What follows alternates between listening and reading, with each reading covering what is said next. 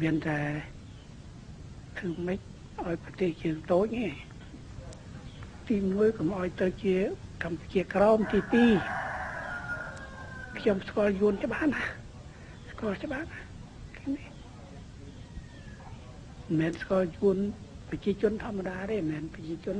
ธรรมดาที่ไปจีจนเวียดนามที่ชารังกีฬาตอนนั้นเนี่ยทั้งนอมยูนด้วยนะขยมสกอลนะขยมรอบบ้านนั้นก็นะเวียนเวียนจะสะยกกัมพูชีให้ภาษาเขียมนะปีพลูเขียมตบตัวลงไปอะไรเยอะนะกรุงกินโบเวนยาบ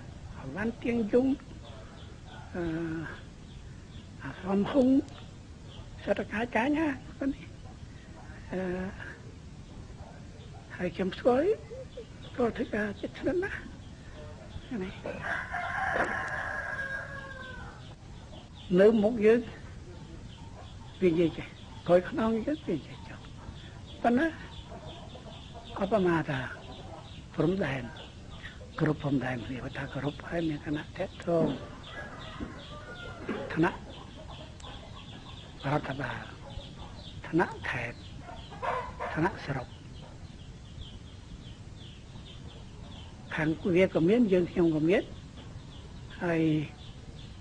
ก็ไปจุ้มไปถ่ายโยสอบตอนนั้นครับไปไว้ได้เยอะไปไว้เยอะโดยชั่วโมงทั้งออกเนี่ยไปถ่ายตรอมเหมือนบ้านให้ไปถ่ายยังเห็นไว้แต่ไว้ไม่ทำไมโตจุดปันนังทีนี้แต่จุดปันนังเมียนอาวุธปันนังจังถือรู้เตอได้สกสารเวียไปจังบานเจียสะปันอันจันบ่อยย้อนนี่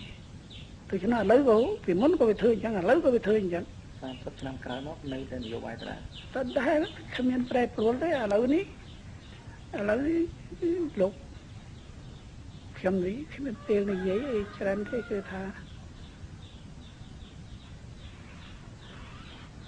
នេះអាយ៉ងនេះអាយ៉ង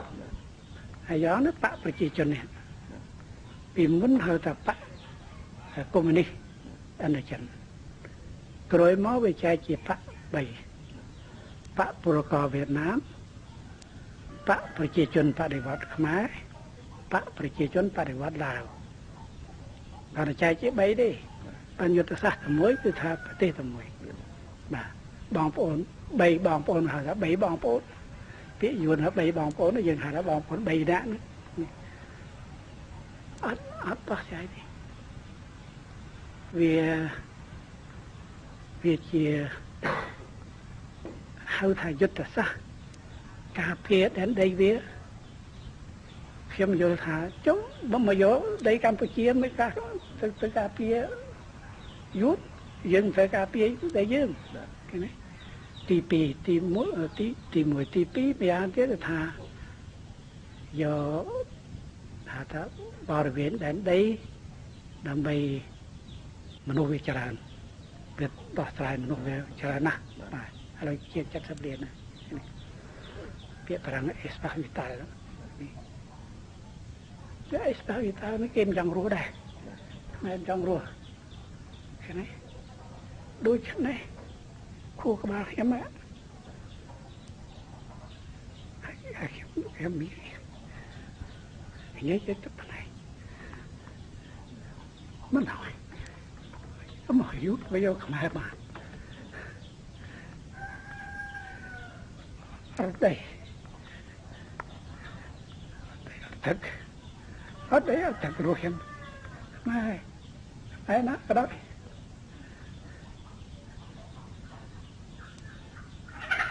បាទខ្ញុំសានមាត់ខ្ញុំប្រាប់អ្នកទាំងអស់គ្នាខ្ញុំស្រាប់ទៅស្លាប់ទេកុំឲ្យទៅយកទៅកម្ពុជាបាទតាមឥឡូវនេះបលៀវអត់ទៅខ្ញុំធ្វើឃើញបលៀវយកឆ្លៃទៅហើយតាមកិច្ចព្រមព្រៀង577 អត់ព្រមដែនទេណា577ជួយជាមួយខ្មែរដែរ25ឆ្នាំហ្នឹងមែនអត់ទេអានេះកិច្ចព្រមព្រៀងជាមួយលាវមួយលាវហៅថាយួននិងលាវរំលែកព្រំដែនបាទចូលគ្នាមិត្តភាពសហការឃើញទេខ្ញុំទៅជួបលេយុនជាប្រតិភូខ្ញុំនិយាយលេយុនតែប្រតិភូវាខ្ញុំស្នើថាឲ្យមានកិច្ចព្រមព្រៀងសិទ្ធិសញ្ញាមិត្តភាពសហការ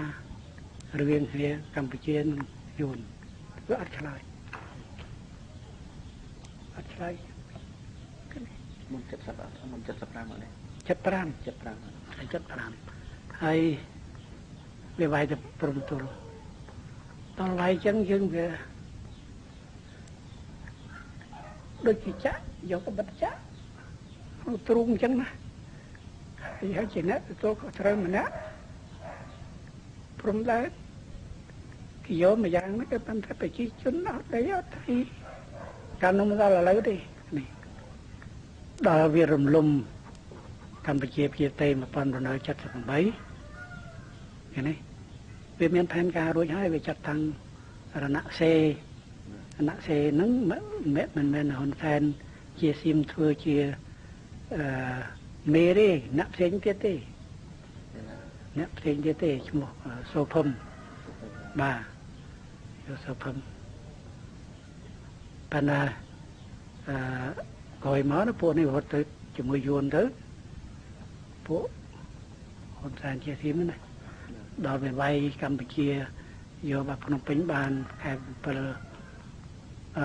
ថ្ងៃ7ខែ1 79ហើយវាចាត់តាំងបកប្រជាជននេះពីមុនហៅថាបកប្រជាជនបដិវត្តកម្ពុជាយកនេះលុបបដិវត្តដោយមករេបានលុបហេងសំរិនធ្វើប្រមុខរដ្ឋហើយធ្វើប្រធានបកហ៊ុនសែនធ្វើរដ្ឋមន្ត្រីការបរទេសបាទជាប់រហូតយ៉ាងមកសប្តាហ៍ថ្ងៃនេះហើយយុទ្ធសាស្ត្រនេះនៅដដែលឥឡូវយួនវៀតណាមចូលអាស៊ានហើយតើយុទ្ធសាស្ត្រហ្នឹងនៅតែអនុវត្តបាននៅក្នុងអាស៊ានទេអនុវត្តតាមវិធីផ្សេងបាទតាមវិធីមិនទេ